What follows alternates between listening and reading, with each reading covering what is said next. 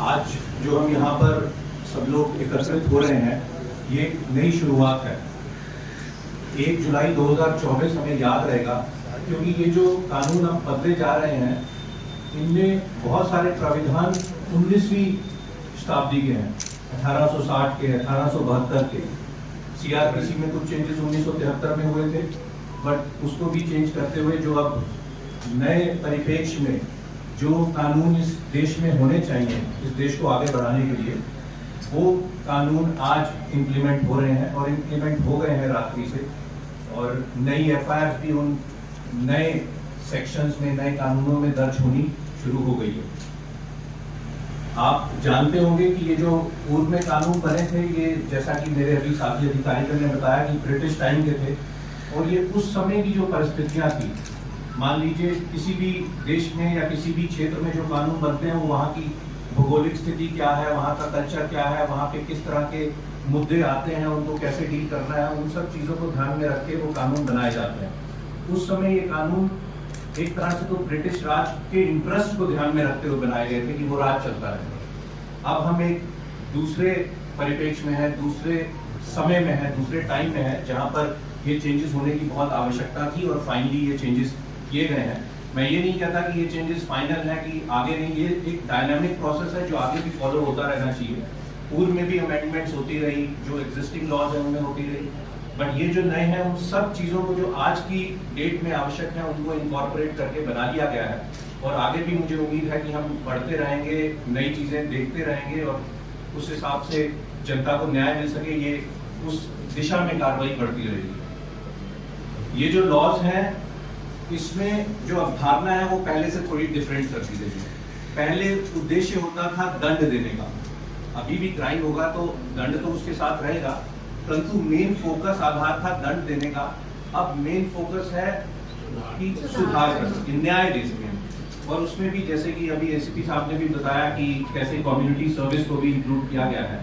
तो कुल मिला के ये है कि हम दंड को अपना बेसिस ना मानकर हम न्याय को, जस्टिस दिलाना अपना आधार बनाए। और इसमें नए कानून में न्याय को, समानता को, निष्पक्षता को, इसको हाईलाइट किया गया कि ये हमारे गाइडिंग प्रिंसिपल्स होंगे जिनके आधार पे ये कानून बनाए गए हैं और इनको इम्प्लीमेंट किया जाएगा। जहां तक चेंजेस की बात है, अब आवश्यक है कि सबको उस चीज की जानकारी हो। मैं समझता हूं कि धाराएं तो अभी जो पुलिस के भी कर्मचारी, अधिकारी होंगे, सारे उन धाराओं को नहीं जानते होंगे, बट जो मुख्य चीजें हैं जो जनता आती है कि मेरा ये मुकदमा था, इसमें कार्रवाई नहीं हुई, वो चेंजेस धीरे धीरे से जनता तक पहुंचाने आवश्यक हैं, जिसकी आज एक शुरुआत है कि आप लोग भी इसमें हिस्सेदार बनेंगे और इसको आगे पहुंचाएंगे। अब 302 हत्या की बात करते थे, वो 103 हो गया। चोरी 379 सबको मालूम होता था, वो 303 हो गई। बलात्कार 376 कहते थे, 64 हो गया। तो ये धीरे धीरे सब लोगों को इसकी जानकारी होगी, बट खासियत क्या है, किस तरह से अब न्याय प्रणाली में चेंज लाना है, वो ज्यादा इम्पोर्टेंट है।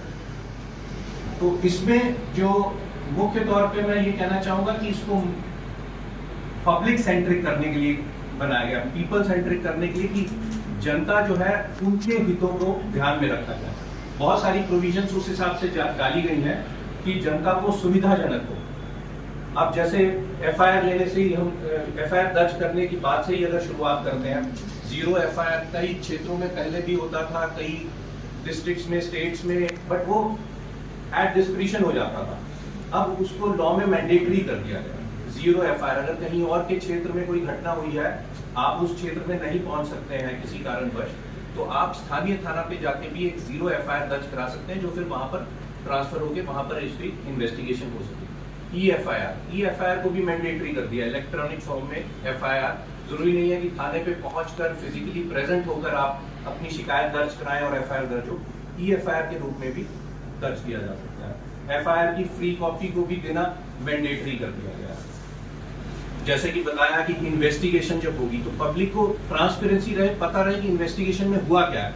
अभी लोग आते हैं, जानते हैं कि भाई हमने FIR दर्ज कराई थी, हमें नहीं मालूम है क्या है, तो ऑफिसर्स हैं, कोशिश करते हैं कि अच्छा हमारे पास भी कोई आता है तो हम थाने से पता करके बताते हैं कि इसमें क्या हुआ, अपने ऑफिसर से बात करके बताते हैं। हो सकता है इंपॉर्टेंट केसेस हो, हमें जानकारी हो, हम उसमें बताते क्या हो। But now it is mandatory कि जो विक्टिम है, कंप्लेनेंट है, उसको प्रोग्रेस ऑफ इन्वेस्टिगेशन के बारे में पता हो। और ट्रांसपेरेंसी का एक और लेवल ये भी है कि ट्रायल चल रहा है, ट्रायल में मुकदमे को किसी वजह से वापस लिया जा रहा है, विड्रॉल ऑफ प्रोसिक्यूशन जो होता था कुछ केसेस में, कुछ मापदंड जो वो केसेस पूरा करते थे और कुछ सर्कमस्टांसेस में, उनमें भी विक्टिम जो है, जो कंप्लेनेंट जो है, उसको बिना सुने कोर्ट को वो डिसीजन नहीं लेना। तो ये ट्रांसपेरेंसी इसमें है कि विक्टिम को सुना जाए, कंप्लेनेंट को सुना जाए, उसकी बात सुनने के बाद ही ये निर्णय लिया जाए कि ये प्रोसिक्यूशन विड्रॉल के लायक केस है कि नहीं। इसके साथ साथ और सुगम बनाने के लिए टेक्नोलॉजी का इस्तेमाल पे भी फोकस किया गया है, जिससे स्पीडी जस्टिस मिल सके, चाहे वो इन्वेस्टिगेशन का पार्ट हो, चाहे वो ट्रायल के दौरान की बात हो। इन्वेस्टिगेशन में भी बहुत सारी चीजें हैं जो कि इलेक्ट्रॉनिकली कर सकते हैं, जैसे कि मेरे साथी अधिकारीगण ने बताया, आप एविडेंसेस जो रिकॉर्ड कर सकते हो, जो स्टेटमेंट्स आपने रिकॉर्ड करनी है वो आप इलेक्ट्रॉनिकली रिकॉर्ड कर सकते हो, ऑडियो विजुअल रिकॉर्डिंग हो सकती है, जो डॉक्यूमेंट सबमिट करने हैं, इन्वेस्टिगेशन में सम्मिलित करने हैं, वो इलेक्ट्रॉनिक डॉक्यूमेंट्स हो सकते हैं। ये व्यवस्थाएं भी उसमें की गई हैं, जो टाइप हो सकती है, फास्ट हो सकती है, ई बयान लेने की व्यवस्था है, इलेक्ट्रॉनिक बयान, इलेक्ट्रॉनिक अपीयरेंस, आपके जो ट्रायल्स चल रहे हैं उसमें जो अपीयरेंस है, जरूरी नहीं है कि फिजिकल अपीयरेंस को कोर्ट में जाके एक व्यवस्था बनाई जाएगी।